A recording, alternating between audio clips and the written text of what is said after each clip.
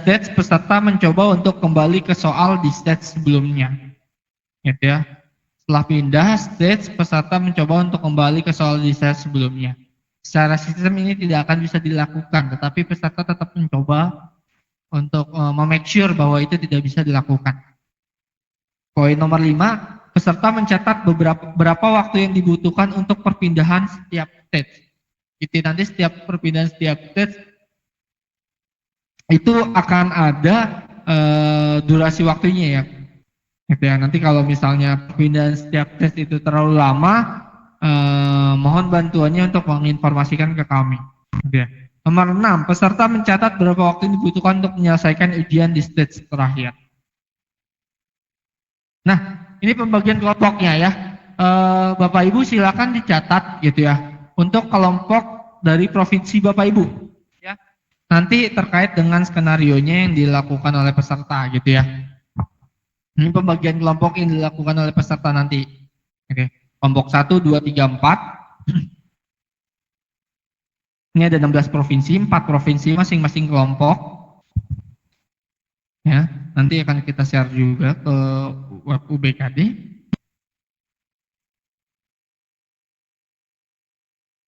Oke, ini pembagian kelompok untuk kelompok 5, 6, dan 7, dan 8 ya. 4 dan ada yang 5 provinsi, 1 kelompoknya. Gitu. Oke, kalau sudah dilihat kita next ya Bapak Ibu ya. Nah, ini terkait dengan skenario menjawab soalnya. Ya, ini terkait dengan skenario menjawab soalnya yang akan dilakukan oleh peserta gitu ya. Jadi untuk MSAT ini nanti akan ada 3 stage gitu ya, akan ada 3 stage yang untuk saat ini masing-masing stage-nya itu masih acak ya Bapak Ibu ya, belum kita tentukan gitu ya, masing-masing stage itu berapa soalnya itu belum kita tentukan gitu ya. Nah, masing-masing stage untuk pindah ke stage berikutnya itu ada kategorinya, yaitu berhasil ataupun gagal gitu ya. Ada berhasil ataupun gagal gitu ya. Apa sih maksud dari berhasil dan gagal gitu ya? Nah, jadi stage itu dikategorikan berhasil jika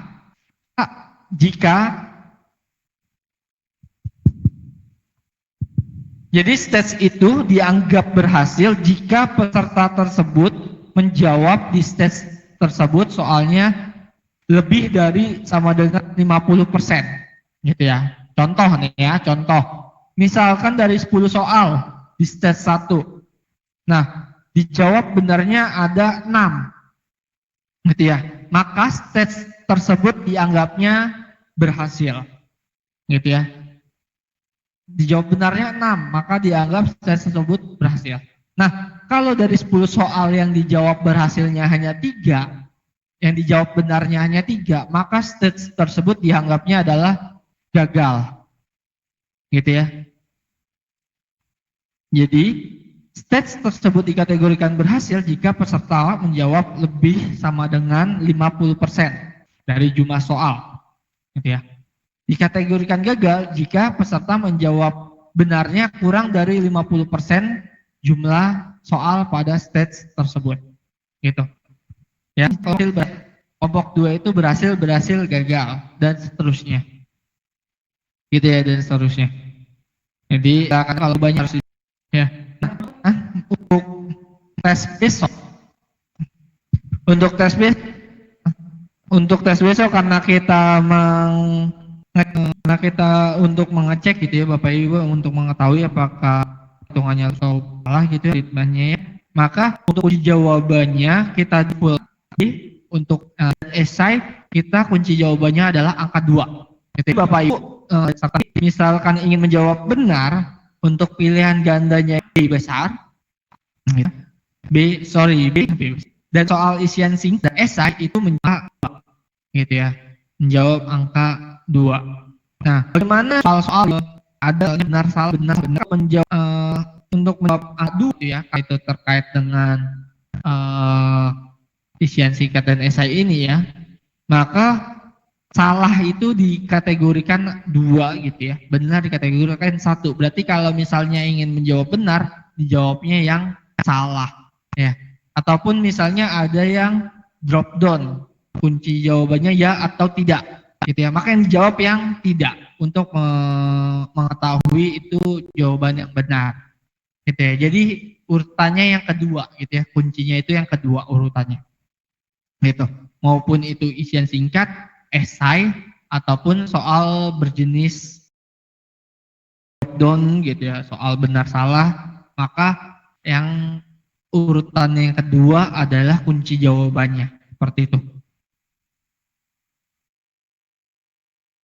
Jadi untuk saat ini cara membedakan peserta sudah masuk ke stage berikutnya atau belum itu kita masih belum ada tampilan yang yang belum adalah tampilannya untuk membedakan antara stage 1 dan stage 2. Maka kita pembedanya hanya ketika peserta tersebut tidak bisa mengklik soal sebelumnya. Seperti itu. Ya Bapak Ibu ya. Mudah-mudahan paham ya Bapak Ibu ya di sini ya. Ini untuk skenarionya coba dibaca lagi. Bapak Ibu dipahami. Jadi setiap kelompok itu skenario menjawabnya atau setiap provinsi itu setiap skenario menjawabnya itu berbeda-beda gitu ya. Ada yang diminta berhasil, ada yang diminta gagal. Ya, setiap stage-nya.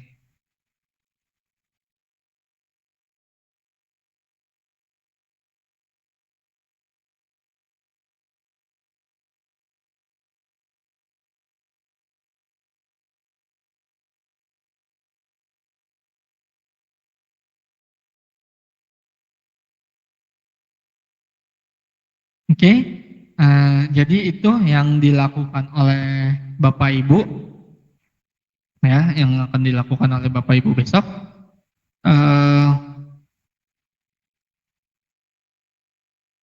Kita terkait besok, kita akan buatkan jadwalnya di sini ya.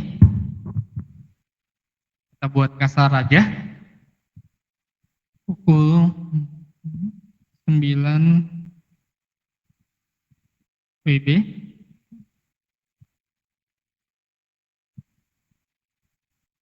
Pukul 9 WIB.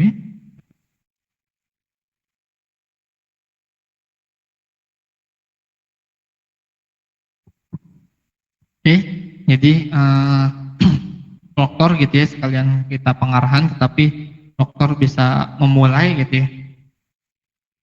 Jam 9 itu sudah memulai, seperti itu. Dan peserta login nanti pukul 9.30 setelah pengarahan dari kami terkait penjelasan skenario seperti yang telah disampaikan tadi. Oke. Oke, baik Bapak Ibu.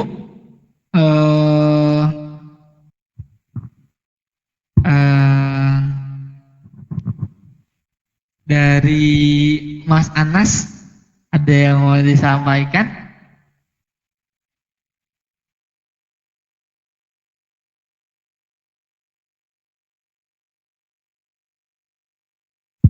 Berikutnya akan diserahkan ke Mas Anas untuk menjelaskan sedikit.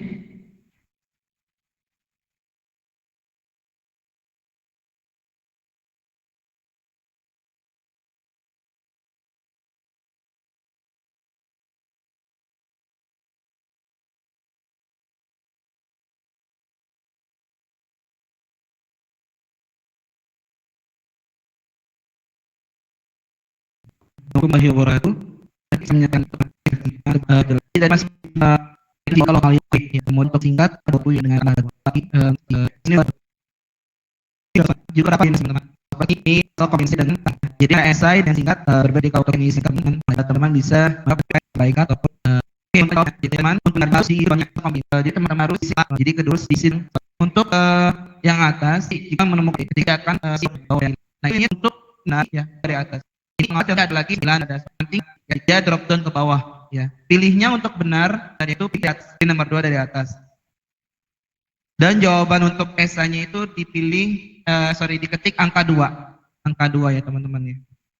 Oke, ini contoh untuk soal jawaban tertutup. Ya, ini sudah 2 dari atas.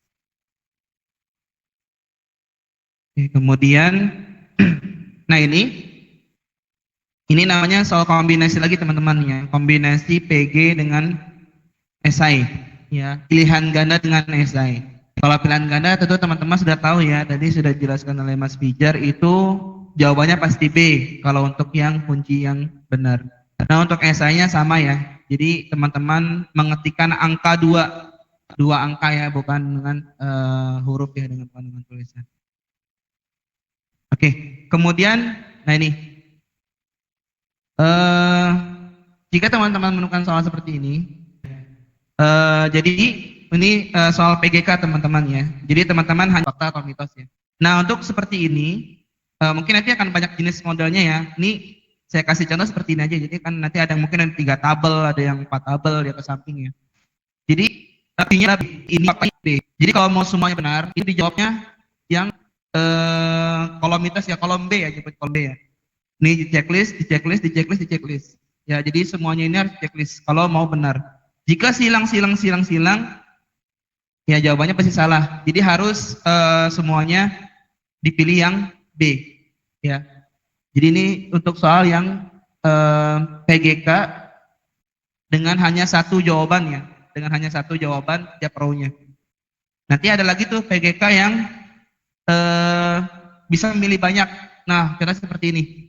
Ini sebenarnya bisa milih banyak teman-teman ya, bisa dicek, bisa dicentang yang ini, bisa dicentang yang ini, bisa dicentang yang ini. Di sini poinnya adalah mencari kunci jawabannya. Jadi kalau kunci jawaban itu tetap B 1 ya. Seperti itu. Kalau seperti ini kan ceknya saja ya. Ada ini kayaknya ini dia ada ini. Nah, kalau misalnya ini B ya. Ini B ya. Jangan fokus ke A, sebelahnya B.